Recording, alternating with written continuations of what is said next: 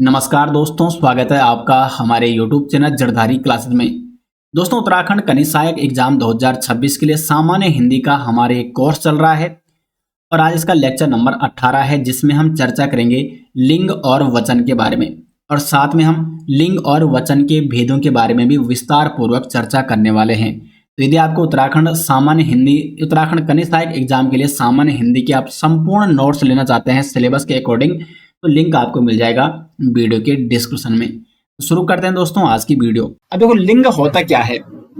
तो लिंग क्या होता है? शब्द का वो रूप होता है जिससे हमें स्त्री या पुरुष का बोध होता है, या स्त्रीलिंग या पुल्लिंग का बोध होता है, तो उसे कहते हैं लिंग।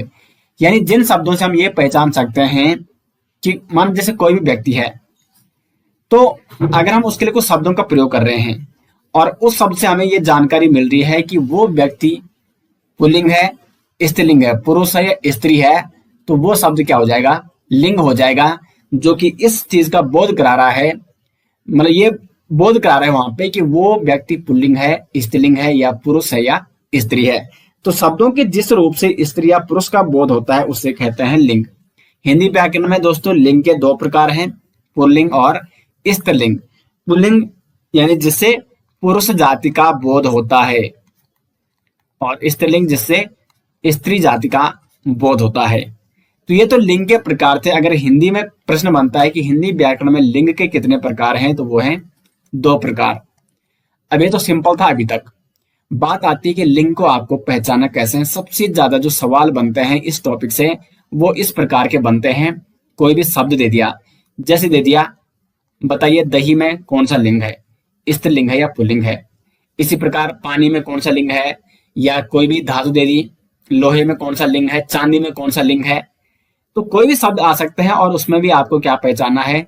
उसकी लिंग की पहचान करनी है कि उसमें स्त्रीलिंग है या पुल्लिंग है। तो यहाँ पे सबसे महत्वपूर्ण मेथड और सबसे इंपॉर्टेंट और सबसे ज्यादा विश्वसनीय मेथड में यहाँ पे जो ये ट्रिक है, ये आपको वाक्य प्रयोग के आधार पर आपको पहचानना है लिंग को।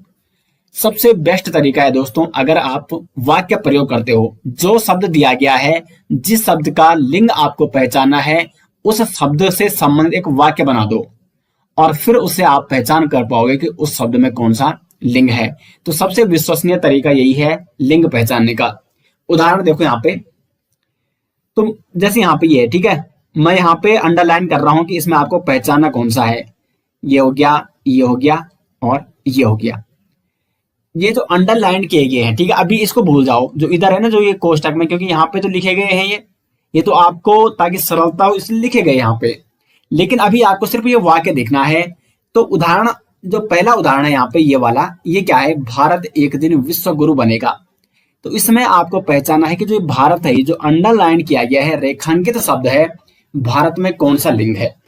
तो देखो वाक्य क्या बन रहा है पूरा, भारत एक दिन विश्व गुरु बनेगा। तो बनेगा, बनेगा किसके लिए प्रयोग होता है? पुरुष जाति के लिए। अगर यहाँ पे होती बनेगी, तब भारत में क्या होना था? स्त्रीलिंग होना था। लेकिन यहाँ पे बनेगा, भारत एक दिन विश्व गुरु बनेगा।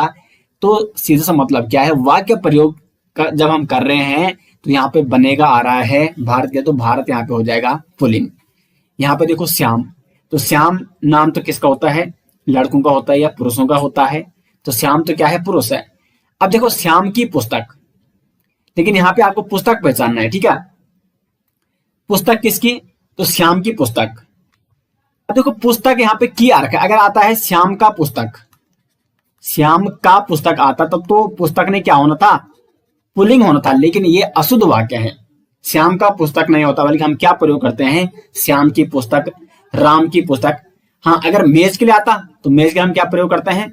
श्याम का मेज। यहाँ पे हम ये प्रयोग नहीं करते हैं कि श्याम की मेज, नहीं, श्याम का मेज। तो मेज यहाँ पे क्या है? ये तो सही है और ये गलत है। मेज यहाँ पे पुल्लिंग है और यहाँ पे श्याम का पुस्तक नहीं होगा बल्कि श्याम की पुस्तक होगा। इसका मतलब पुस्तक यहाँ पे क्या हो जाएगा? स्त्रीलिंग हो जाएगा। तीसरा एग्जाम्पल देखो, ये हो गया राम का कमरा। कमरा किसका है? राम का। तो देखो का, तो राम का कमरा, यानी कमरा यहाँ पे क्या हो जाएगा? पुल्लिंग हो जाएगा। यहाँ पे राम की कमरी नहीं है, या राम की कमरा नहीं लिखा हुआ है, राम का कमरा लिखा हुआ है, तो कमरा यहाँ पे पुल्लिंग है। घोड़ा दौड़ रहा है, अगर ये स्त्रीलिंग होता घोड़ा, तब यहाँ पे क्या होना था, घोड़ा दौड़ रही है। अगर घोड़ा स्त्रीलिंग होता तो इसका मतलब ये यहाँ पे क्या हो जाएगा, गलत हो जाएगा। हाँ, घोड़ी दौड़ रही है, क्योंकि घोड़ी स्वयं में क्या है, स्त्रीलिंग है। घोड़ी दौड़ रही है, तो घोड़ी दौड़ रही है ये सही वाक्य है और ये स्त्रीलिंग है। लेकिन घोड़ा दौड़ रही है ये गलत हो जाएगा। इसका सही रूप क्या हो जाएगा, घोड़ा दौड़ रहा है। और रहा है मतलब वो क्या है, पुरुष है, पुल्लिंग है। तो यहाँ पे घोड़ा क्या हो जाएगा, पुल्लिंग शब्द हो जाएगा। पांचवा एग्जाम्पल देखो, छिपकली दौड़ रही है। तो यहाँ पे रही है, और रही है किसके लिए प्रयोग किया जाता है, स्त्री जाति के लिए, यानी छिपकली के लिए रही है प्रयोग किया जा रहा है। तो छिपकली दौड़ रही है यानी छिपकली इसमें क्या हो जाएगा, स्त्रीलिंग हो जाएगा। तो सबसे बेस्ट तरीका है दोस्तों, किसी भी शब्द का लिंग बताने के लिए उसमें वाक्य प्रयोग कीजिए। अब देखो, मैंने यहाँ पे आपको जब एग्जाम्पल बोला कि दही में कौन सा लिंग है, माना सपोज मैं आपसे पूछता हूं कि दही कौन सा लिंग है, तो दही में जितने भी दोस्तों वाक्य प्रयोग हो सकते हैं, जैसे दही पीना चाहिए, ठीक है। वैसे जितने ये लिक्विड होते हैं ना, ये मोस्टली जैसे घी हो गया, पानी हो गया, दूध हो गया, ये सारे के सारे दोस्तों क्या हैं, ये आपके आते हैं द्रव्य के अंतर्गत, और ये मोस्टली क्या हो जाते हैं, पुलिंग हो जाते हैं। तो दही पीना चाहिए, कई वैसे ये प्रयोग भी कर सकते हैं कि दही पीनी चाहिए, लेकिन मोस्टली हम यहाँ पे क्या प्रयोग करते हैं, दही पीना चाहिए, चाय पीना चाहिए, ठीक है। तो यहाँ पे इस प्रकार से दही हो गया, पानी हो गया, घी हो गया, इसलिए मैं इनको पहले ही बता रहा हूं क्योंकि सबसे ज्यादा, क्योंकि इसमें कई बार क्या होता है कि कई अभ्यर्थी वाक्य में इस प्रकार भी इसको प्रयोग कर देते हैं, दही पीनी चाहिए।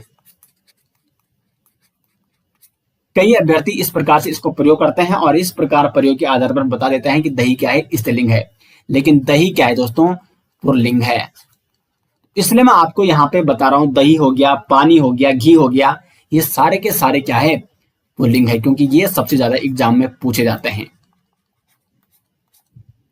और अगर आप इनकी प्रैक्टिस करोगे तो आपको ये आसानी से याद होंगे। तो मैंने आपको बता दिया है वाक्य प्रयोग के आधार पर आपको लिंग की पहचान किस प्रकार से करनी है। तो ये तो एक तरीका था। अब कुछ अन्य तरीकों की भी बात कर लेते हैं, लेकिन ये अन्य तरीके उतने ज्यादा मायने नहीं रखते हैं, क्योंकि इसमें क्या है, बहुत सारे अपवाद भी हैं। फिर भी इनके बारे में बात कर लेते हैं। जैसे अगर अभी हम सिर्फ यहाँ पे पुल्लिंग शब्दों की बात करते हैं, तो जितने भी अकारांत एवं आकारांत शब्द होते हैं वो अधिकांशतः क्या होते हैं, पुल्लिंग होते हैं। मैं सभी की बात नहीं कर रहा हूं, कुछ कुछ स्त्रीलिंग भी होते हैं। तो इसीलिए मैं इन नियमों पे ज्यादा भरोसा नहीं करता हूं। अगर मैं अपनी बात करूं दोस्तों, मेरे को जब भी अगर पुल्लिंग और स्त्रीलिंग में भेद करना होता है तो मैं जरूर इस फर्स्ट वाले जो ये मेथड है, यहाँ पे जो ट्रिक है, इस पर जाता हूं वाक्य प्रयोग के आधार पर, और इस पर मेरे को बड़ी आसानी होती है। मैं भी इसी के आधार पर पहचानने का प्रयास करता हूं, क्योंकि इसमें क्या है, कई शब्द ऐसे होते हैं जो अकारांत होकर भी स्त्रीलिंग होते हैं और आकारांत होकर भी स्त्रीलिंग होते हैं। तो यहाँ पे दिया गया है अकारांत एवं आकारांत शब्द प्राय पुल्लिंग होते हैं। जैसे देखो, अकारांत का मतलब क्या होता है, जिसके अंत में, जिस शब्द के अंत में छोटा आ होगा, और आकारांत का मतलब होगा जिसके अंत में बड़ा आ होगा। तो ये शब्द, इसका कहने का मतलब है कि ये प्राय पुल्लिंग होते हैं। लेकिन मैं पहले ही आपको बता रहा हूं, सभी में ऐसा नहीं होता है, सभी शब्दों में ये नियम लागू नहीं होता है। उदाहरण देखोगे, क्रोध, क्रोध में छोटा आ है अंत में, तो ये पुल्लिंग है। मोर में छोटा आ है अंत में, तो ये भी पुल्लिंग है। मोहन, भवन, सूर्य, तो ये अकारांत है। और आकारांत शब्द जिनके अंत में बड़ा आ है, जैसे घोड़ा, लड़का, दरवाजा, पंखा, ये सभी के सभी क्या है, ये भी पुल्लिंग है। अब देखो, इसमें अपवाद जैसे बता रहा हूं। अब मैंने यहाँ पे लिख दिया सीता, तो सीता तो क्या है, स्त्री का नाम होता है, यानी स्त्रीलिंग है। अब सीता, ता के अंत में क्या है, आकारांत शब्द है, मतलब आ जुड़ा हुआ है, तो क्या ये पुल्लिंग है, इसके अनुसार नहीं है। तो इसलिए मैं यहाँ पे कुछ नियमों में, जैसे ये जो एग्जाम्पल थे, इसमें ये लागू हो रहा है, लेकिन इसमें ये लागू नहीं हो रहा है।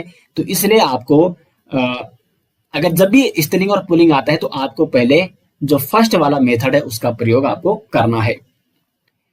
दूसरा है भाववाचक संज्ञा जिसके अंतर्गत में त्वा, या और वा होता है, प्राय पुल्लिंग होते हैं। जैसे गुरुत्व हो गया, शौर्य, गौरव, तो इनके अंत में अगर त्वा या और वाय मतलब जो भाववाचक संज्ञा है दोस्तों, भाववाचक संज्ञा मैंने आपको पढ़ा रखी है कंप्लीटली। तो भाववाचक संज्ञा के अंतर्गत अगर क्या आता है, अंत में त्वा या और वा का प्रयोग होता है तो वो भी पुल्लिंग माने जाते हैं। और तीसरा है जिन शब्दों के अंत में आव, आवा, पा, पन, खाना ये शब्द जुड़े हों उन्हें भी पुल्लिंग कहते हैं। जैसे घुमाओ, इसमें आव जुड़ा हुआ है तो घुमाओ भी पुल्लिंग है। भुलावा, बुढ़ापा, बचपन और पागल खाना, जेल खाना, तो ये सारे के सारे शब्द क्या हैं, पुल्लिंग हैं, जिसके अंत में आव, आवा, पा, पन और खाना जुड़ा हुआ है। तो ये तो पुल्लिंग की पहचान थी। अब स्त्रीलिंग की पहचान कर लेते हैं। स्त्रीलिंग के लिए भी कुछ विशेष नियम है। तो स्त्रीलिंग में क्या है, आकारांत, इकारांत और इकारांत। अधिकांशतः जो इकारांत और इकारांत शब्द होते हैं वो प्राय क्या होते हैं, स्त्रीलिंग होते हैं। आकारांत मैंने आपको बता दिया जिसके अंत में बड़ा आ होगा, इकारांत में अंत में छोटी ई और इकारांत में अंत में बड़ी ई लगी होगी। तो जैसे आकारांत का एग्जाम्पल है सीता, कृष्णा, ये स्त्रीलिंग है और इनके अंत में बड़ा आ लगा हुआ है। रीति, तिथि, हानि, ये क्या है, इकारांत है। इकारांत शब्द अंत में इनके छोटी ई लगी हुई है तो ये स्त्रीलिंग है। और इकारांत है रावी, नदी, गोदावरी, टोपी, ये क्या है, इकारांत शब्द है यानी अंत में बड़ी ई लगी है तो ये शब्द भी क्या होते हैं, स्त्रीलिंग होते हैं। साथ ही साथ अगर शब्द के अंत में आई, या, आवट, आहट, ता, इमा, ये कुछ शब्द अगर जुड़े हुए हैं तो वो शब्द भी प्राय क्या कहलाएंगे, स्त्रीलिंग कहलाएंगे। जैसे मिठाई में अंत में क्या जुड़ा हुआ है, आई जुड़ा हुआ है। अब देखो यहां पे अगर आप वाक्य प्रयोग करोगे तो क्या प्रयोग करोगे, मिठाई खानी चाहिए। इसी प्रकार से तो इसमें वाक्य बनता है कि मिठाई खाना चाहिए। मिठाई खाना चाहिए आपने नहीं सुना होगा, बल्कि क्या सुना है, मिठाई खानी चाहिए। तो खानी स्त्रीलिंग का प्रयोग होता है तो इसका मतलब मिठाई क्या है, स्त्रीलिंग है।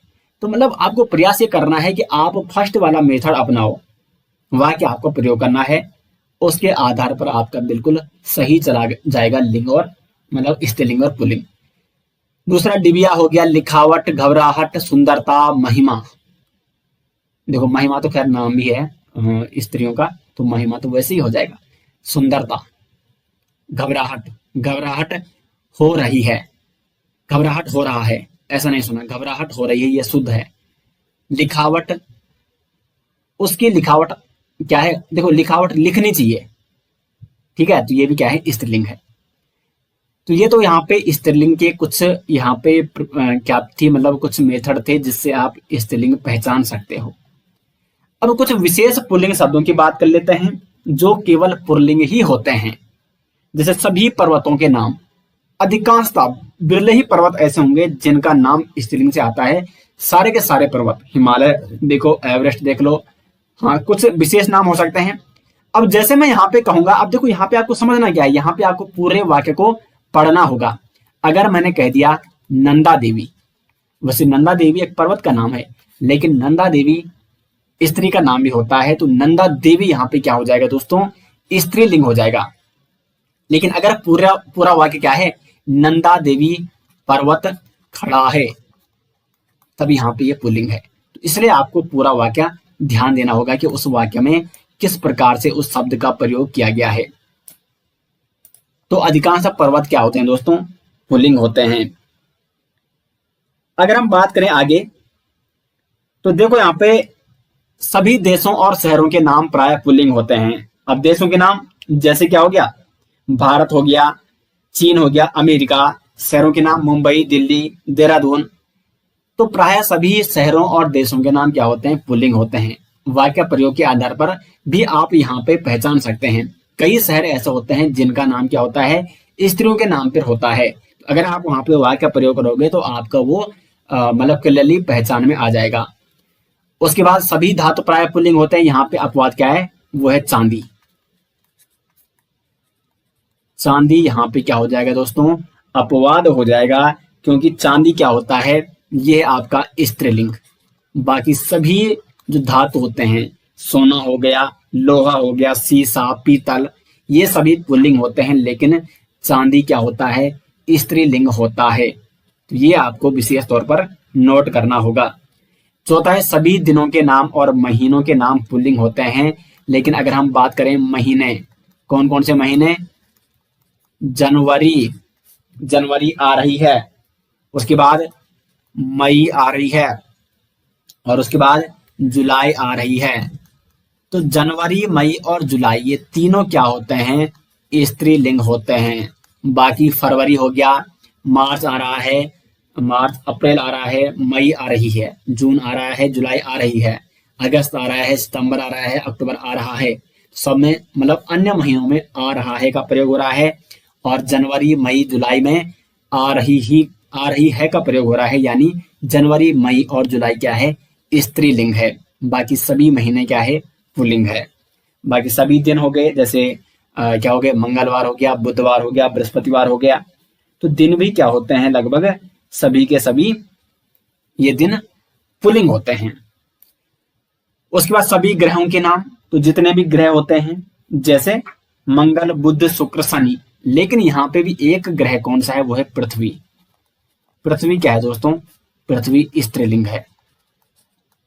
अब देखो, अगर एग्जाम में पूछा जाता है कि पृथ्वी में कौन सा लिंग है, और अगर आपने सिर्फ यही पढ़ा है कि सभी ग्रहों के नाम पुल्लिंग है, तब आप इसको पुल्लिंग करोगे। लेकिन इसका भी एक तरीका है ढूंढने का, वाक्य प्रयोग अगर आप करते हो, जैसे पृथ्वी घूम रही है। कभी आपने सुना है कि वहां पे लिखा होगा कि पृथ्वी घूम रहा है? नहीं, पृथ्वी घूम रही है। और रही है किसके लिए प्रयोग किया जाता है, स्त्रीलिंग के लिए। तो पृथ्वी यहाँ पे क्या हो जाएगा, स्त्रीलिंग हो जाएगा। तो इसलिए मैं बार बार कह रहा हूं कि आपको वाक्य प्रयोग के आधार पर लिंगों की पहचान करनी है। कुछ विशेष स्त्रीलिंग शब्दों की अगर हम बात करें, तो जैसे सभी नदियों के नाम स्त्रीलिंग होते हैं, लेकिन कुछ नदियां ऐसी होती हैं दोस्तों जिनके नाम पुल्लिंग हैं।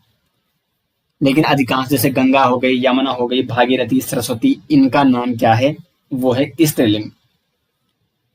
आगे बढ़ते हैं, सभी भाषाओं और लिपियों के नाम। तो भाषाओं और लिपियों के नाम भी क्या होते हैं, सारे के सारे स्त्रीलिंग होते हैं। हिंदी, अंग्रेजी, उर्दू, फारसी, ये स्त्रीलिंग है। और अगर हम लिपि की बात करें, तो देवनागरी हो गई, जो भी अन्य लिपियां हैं, ठीक है, ब्राह्मी लिपि, खरोष्टी लिपि, ये सारी की सारी लिपियां और भाषाएं क्या होती हैं, स्त्रीलिंग होती हैं। और सभी पुस्तकों के नाम भी क्या होते हैं, स्त्रीलिंग होते हैं। जैसे रामायण, रामायण किसने लिखी, रामायण किसने लिखा ऐसा नहीं आता, रामायण किसने लिखी, रामायण पुस्तक पढ़नी चाहिए, ना कि ऐसा आता है कि रामायण पुस्तक पढ़ना चाहिए, ये गलत है। रामायण पुस्तक पढ़नी चाहिए। रामायण, जब आपके यहाँ रामायण का पाठ होता होगा तो आप क्या बोलते हो, रामायण पढ़नी चाहिए। तो पढ़नी किसके लिए प्रयोग किया जाता है, स्त्रीलिंग के लिए। तो रामायण यहाँ पे जो पुस्तक है वो स्त्रीलिंग है। तो अन्य पुस्तकें भी क्या होती हैं, स्त्रीलिंग ही होती हैं। तो ये कुछ विशेष स्त्रीलिंग और पुल्लिंग शब्द थे दोस्तों। अब यहाँ पे आपको एक अन्य पॉइंट नोट करना होगा कि हिंदी में जो एक तो पदवी और उपाधि सूचक जो नाम है, जिससे किसी के पद का या किसी की उपाधि का पता चलता है, किसी के पद और उपाधि की जानकारी मिलती है, तो ये जो नाम होते हैं ये उभयलिंगी होते हैं। यानी इसमें इनमें कोई भी लिंग नहीं होता है। अगर मतलब ये वाक्य के आधार पर आपको देखना है, वाक्य में जिस प्रकार से इनका प्रयोग किया गया है उनका लिंग उसी प्रकार से हो जाता है। जैसे प्रधानमंत्री, प्रधानमंत्री, दूसरा हो गया आपका राष्ट्रपति हो गया, या सभापति हो गया, या कुलपति हो गया, सचिव हो गया। तो कुल मिला के जिससे हमें पदवी का पता चल रहा है और उपाधि का पता चल रहा है, इस प्रकार के शब्द उभयलिंगी कहलाते हैं। कैसे कहलाते हैं, अगर हम उदाहरण की बात करें, प्रधानमंत्री उस समारोह का उद्घाटन करेंगे। देखो, अगर प्रधानमंत्री कोई पुरुष है, जैसे वर्तमान में नरेंद्र मोदी हैं, तो क्या कहते हैं, प्रधानमंत्री नरेंद्र मोदी उस समारोह का उद्घाटन करेंगे। तो करेंगे यहाँ पे आ रहा है, यानी अभी क्या है, वो अभी प्रधानमंत्री जो शब्द है ये पुल्लिंग हो जाएगा। लेकिन जब प्रधानमंत्री कौन थी, इंदिरा गांधी थी, तब क्या था, प्रधानमंत्री इंदिरा गांधी उस समारोह का उद्घाटन करेंगी। तो यहाँ पे स्त्रीलिंग आ जाता था, तो यहाँ पे प्रधानमंत्री क्या हो जाएगा, स्त्रीलिंग हो जाएगा। यानी प्रधानमंत्री का प्रयोग जिस व्यक्ति के लिए किया गया है, अगर वो व्यक्ति पुल्लिंग है तो प्रधानमंत्री भी पुल्लिंग होगा, और वो व्यक्ति स्त्रीलिंग है तो प्रधानमंत्री भी स्त्रीलिंग है। उसी प्रकार राष्ट्रपति आज विदेश यात्रा पर जा रहे हैं, अगर पुरुष हैं और जा रही हैं तो क्या हो जाएगा, स्त्रीलिंग हो जाएगा। तो ये पदवी और उपाधि सूचक जो क्या होंगे, नाम होंगे, ये सदैव क्या होंगे, उभयलिंगी होंगे। बाकी दोस्तों बहुत सारे, अगर आप प्रैक्टिस आपको करनी है, यहाँ पे तो आपको सिर्फ समझाना था, लेकिन बहुत सारे स्त्रीलिंग और पुल्लिंग, पुल्लिंग शब्द जैसे दही हो गया, घी, पानी, खेल, बाग, हार, ये सारे के सारे जो इसका डिटेल्स वाला पीडीएफ है उसमें आपको बहुत सारे पुल्लिंग और बहुत सारे स्त्रीलिंग शब्द मिल जाएंगे। वचन किसे कहते हैं? वचन का मतलब है संख्या से, जिससे हमें संख्या का बोध होता है, हमें एक या अधिक संख्या का बोध होता है, उसे कहा जाता है वचन। अगर हम परिभाषा की बात करें तो शब्द के जिस रूप से हमें एक या एक से अधिक का बोध होता है उसे हिंदी व्याकरण में क्या कहते हैं दोस्तों? वचन कहते हैं। अब वो व्यक्ति की संख्या हो सकती है, वो वस्तु की संख्या हो सकती है, एक व्यक्ति हो सकता है, बहुत सारे व्यक्ति हो सकते हैं। तो जिन शब्दों से हमें ये जानकारी मिलती है व्यक्ति या वस्तु की संख्या की, वो एक है या अधिक है, तो उन शब्दों को कहा जाता है वचन। हिंदी व्याकरण में वचन के दो भेद हैं, एक वचन और बहुवचन। एक वचन का मतलब क्या है? जिससे हमें संज्ञा के जिस रूप से एक व्यक्ति या एक वस्तु होने का बोध होता है, एक वचन यानी वो एक है केवल, तो जिससे हमें एक होने का बोध हो रहा है, यानी वो केवल एक संख्या है या वो एक व्यक्ति है या एक वस्तु है, तो शब्द के जिस रूप से हमें एक का बोध होता है उसे एक वचन कहते हैं। और शब्द के जिस रूप से हमें बहुत, यानी जो अधिक, एक से अधिक संख्या है या एक से अधिक व्यक्ति है या एक से अधिक वस्तुओं का बोध होता है, उसे कहा जाता है बहुवचन। अब जैसे यहां पे मैं एग्जाम्पल लिख रहा हूं, लड़की खेलती है, तो यहां पे लड़की क्या है? एक वचन है, क्योंकि एक लड़की खेलती है। और यहां पे मैंने लिख दिया लड़कियां खेलती हैं, तो लड़कियां का मतलब यहाँ पे बहुत सारी लड़कियां हैं, बहुत सारी मतलब एक से अधिक लड़कियां हैं, तो यहाँ पे हैं एक से अधिक और यहाँ पे है केवल एक, तो यहाँ पे लड़की हो जाएगा एक वचन और यहाँ पे लड़कियां हो जाएगा बहुवचन। ठीक है दोस्तों, तो ये तो वचन के भेद थे, ये नॉर्मल था। अब बात आती है, सबसे बड़ा जो सवाल बनता है एग्जाम में वो बनता है कि आपको पहचान किस प्रकार से करनी है एक वचन की, और फिर हम बात करेंगे कि बहुवचन की पहचान आपको कैसे करनी है। तो पहले अभी ध्यान दीजिए, एक वचन की पहचान आपको कैसे करनी है।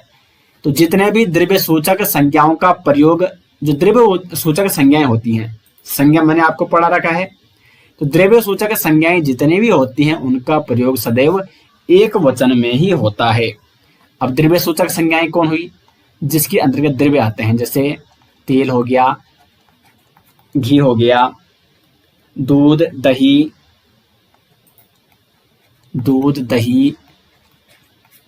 यह है द्रव्य। ठीक है, द्रव्य यानी लिक्विड। तो तेल क्या है? लिक्विड है। घी हो गया, दूध, दही, ये सारे के सारे क्या है? जिससे हमें ये जानकारी मिल रही कि ये सारे लिक्विड हैं, द्रव्य हैं। तो ये द्रव्य सूचक शब्द हैं और ये संज्ञा है। तो द्रव्य सूचक संज्ञा का प्रयोग सदैव किस में होता है दोस्तों? एक वचन में होगा। ठीक है, तो तेल हो गया, घी हो गया, दूध, दही, ये सारे के सारे क्या हैं? एक वचन के उदाहरण है। दूसरा पॉइंट आपको क्या नोट करना है? धातुओं का बोध कराने वाली जातिवाचक संज्ञाएं एक वचन में ही प्रयुक्त होती हैं।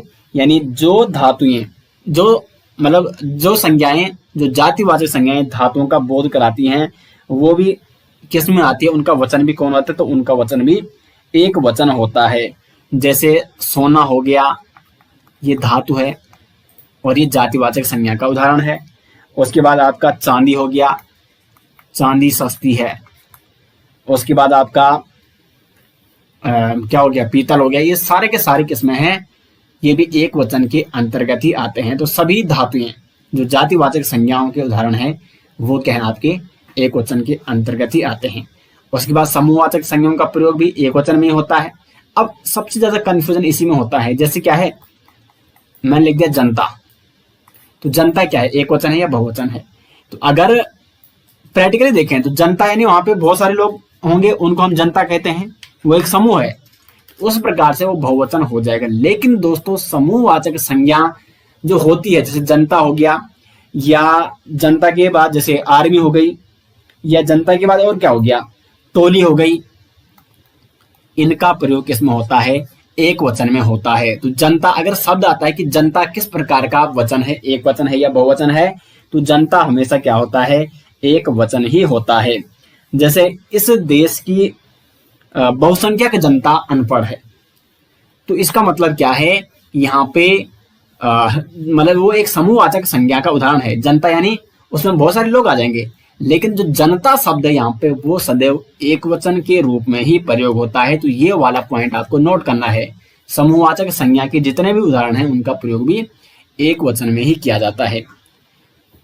उसके बाद व्यक्तिवाचक संज्ञा, ये तो खैर सदैव एक वचन में ही होती है, क्योंकि व्यक्ति हमेशा एक ही होता है।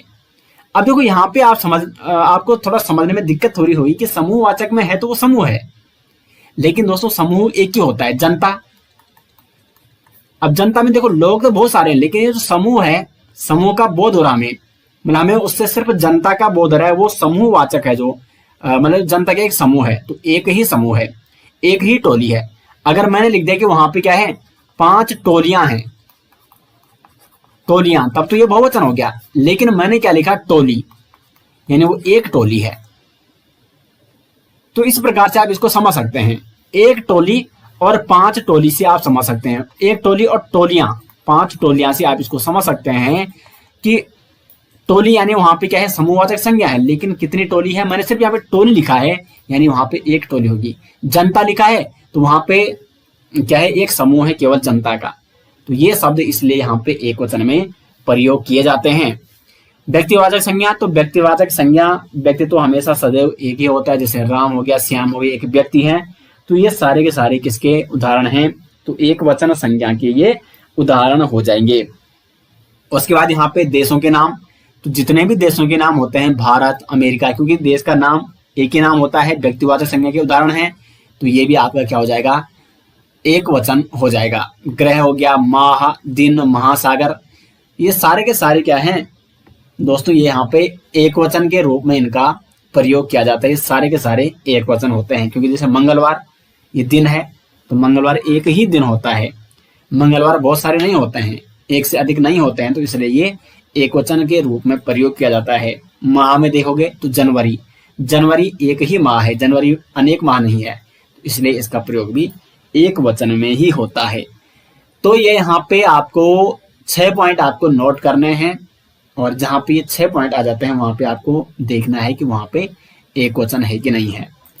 उसके बाद बहुवचन का प्रयोग की पहचान आपको कैसे करनी है, तो जहां पे क्या होगा, आदरणीय या सम्मानीय व्यक्तियों के लिए सदैव किसका प्रयोग होता है, बहुवचन का प्रयोग किया जाता है।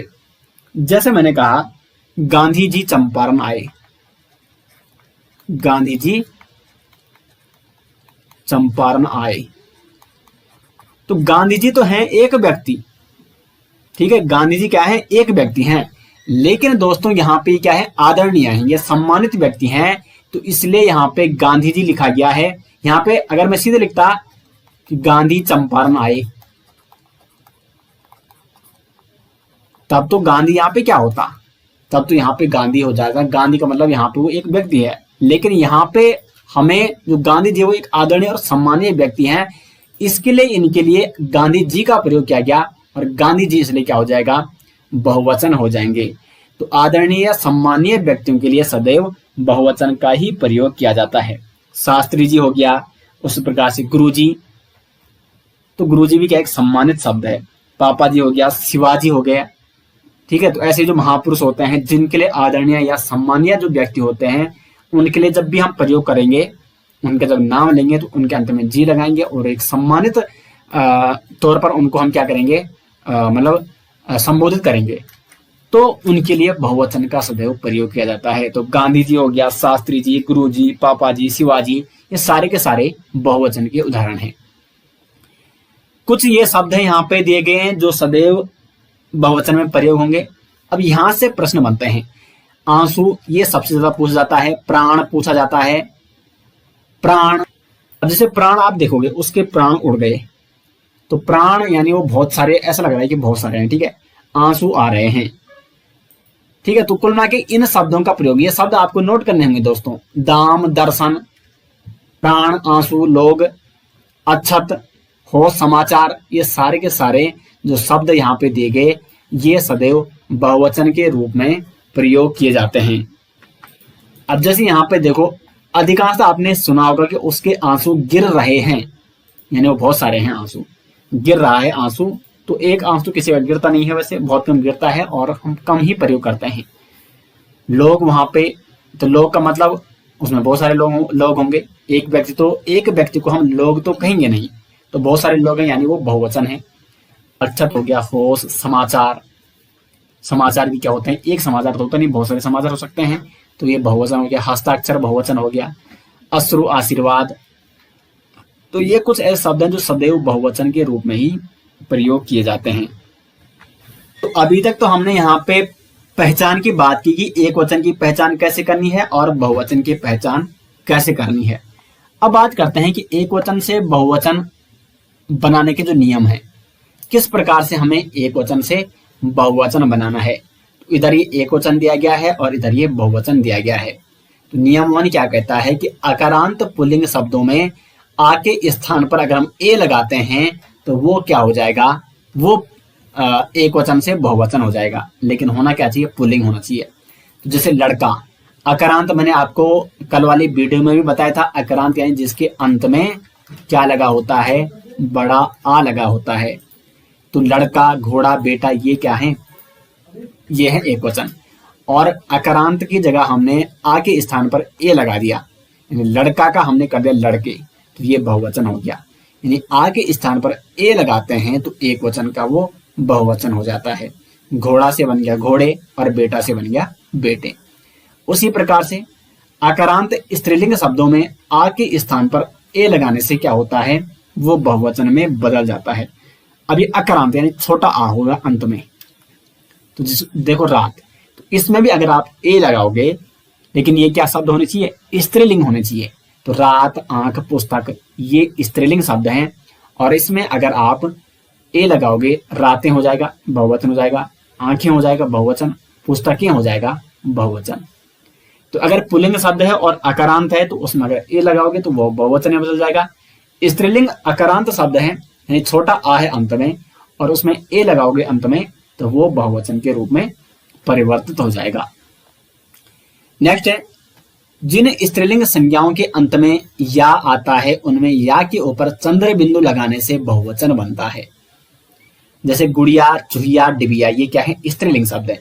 अब इस या के ऊपर अगर आप चंद्र बिंदु लगाते हो, ये वाला, तो देखो गुड़िया, चूहिया, डिबिया, तो ये सारे के सारे बदल गए बहुवचन में।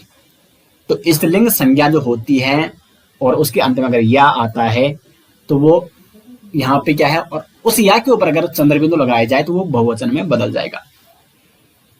उसी प्रकार से चौथा यहाँ पे जो नियम है वो है इक्रांत शब्द। इक्रांत यानी जिसके अंत में ई लगा हुआ है। अब ये छोटा ई है यहाँ, अच्छा ई या ई, ठीक है, हाँ इक्रांत है। इक्रांत स्त्रीलिंग शब्दों के ई या ई के स्थान पर इया लगाने से तो यहाँ पे क्या हो जाएगा, वो बहुवचन में बदल जाएगा। इक्रांत का मतलब होता है अंत में ई होना चाहिए। जैसे देखो यहाँ पे तिथि, तो तिथि का हम बहुवचन में बदलना है तो यहाँ पे अंत में क्या लगाना होगा, इया लगाना होगा, तिथियां हो जाएगा बहुवचन। नारी, तो नारी धन इया, नारियां। गति धन इया, गतियां। और थाली धन इया, तो थालियां। ये क्या हो जाएगा, बहुवचन में बदल जा रहा है। तो इक्रांत जो स्त्रीलिंग शब्द हैं उसके अंत में इया लगाने पर वो बहुवचन में बदल जाता है। उसके बाद पांचवा यहाँ पे, अभी देखो हम एक वचन से बहुवचन बनाने के नियम पढ़ रहे हैं, फिर बहुवचन से एक वचन कैसे बनाना है ये भी हम यहाँ पे जानकारी लेंगे। तो जैसे यहाँ पे अकारांत स्त्रीलिंग एक वचन जो संज्ञा है, इसके अंत में अगर हम ए लगाएंगे, ए, ठीक है, तो वो बहुवचन बन जाता है। अकारांत यानी जिसके अंत में बड़ा वाला आ है, लेकिन वो शब्द कैसा है, स्त्रीलिंग है। तो शाखा, कामना, माता, भुजा, ये एक वचन है, अंत में अकारांत शब्द लगा हुआ है, ये सारे के सारे स्त्रीलिंग शब्द हैं। तो इसके अंत में ए अगर आप जोड़ते हो तो क्या हो जाएगा, बहुवचन हो जाएगा। शाखाएं, कामनाएं, माताएं और भुजाएं। तो ये तो पांचवा नियम था। अब ये सारे के सारे नियम आप जितनी ज्यादा प्रैक्टिस करोगे दोस्तों, उतना ज्यादा आपके लिए फायदेमंद होगा, उतना ज्यादा आप इसको याद कर पाओगे और याद रख सकोगे। फिर नेक्स्ट यहाँ पे इकारांत स्त्रीलिंग शब्दों में या लगाने से, तो जैसे ये इकारांत यानी छोटी ई है अंत में, अगर यहां लगाओगे तो जातियां हो जाएगा, रीतियां, यहां लगाओगे तो रीतियां हो जाएगा, नदियां और लड़कियां, तो ये बहुवचन में बदल जाएगा। नेक्स्ट यहाँ पे सातवां नियम, उकारांत और उकारांत यानी जिनके अंत में क्या है, छोटा ऊ और बड़ा ऊ है, अगर उन स्त्रीलिंग शब्दों के अंत में ए लगाते हैं तो वो भी बहुवचन में बदल जाते हैं, एक वचन से बहुवचन। वस्तु, गो, बहु और वधु ये एक वचन है। तो अब देखो यहाँ पे वस्तु से हो जाएगा वस्तु ए लगाया ना हमने, गो से हो जाएगा गो ए, और बहु से हो जाएगा बहु ए, और वधु से हो जाएगा वधु ए। तो वस्तु का बहुवचन हो गया वस्तु ए, बहु का हो गया बहु ए, गो का हो गया गो ए, और वधु का हो गया वधु ए। यानी अंत में हमने उकारांत और उकारांत स्त्रीलिंग शब्दों के अंत में ए लगाया और वो बदल गया बहुवचन में। आठवां नियम क्या कहता है, संज्ञा के पुल्लिंग अथवा स्त्रीलिंग रूपों में गण, वर्ग, जन, लोग और वृंद, दल आदि शब्द जोड़कर भी शब्दों का बहुवचन बनाया जाता है। जैसे आप लोग हो गया, स्त्री जन हो गया, नारी वृंद या नारी दल हो गया, ठीक है, नारी तो सिंगल है और नारी दल यानी वो नारियों का दल हो गया, बहुवचन हो गया। तो ये कुछ नियम थे दोस्तों यहाँ पे, और सिंपल से नियम है, ज्यादा इसमें समझने वाली बात नहीं है, क्योंकि कुछ आपको याद रखने हैं और याद भी तभी आप रख पाओगे जब आप प्रैक्टिस कर पाओगे।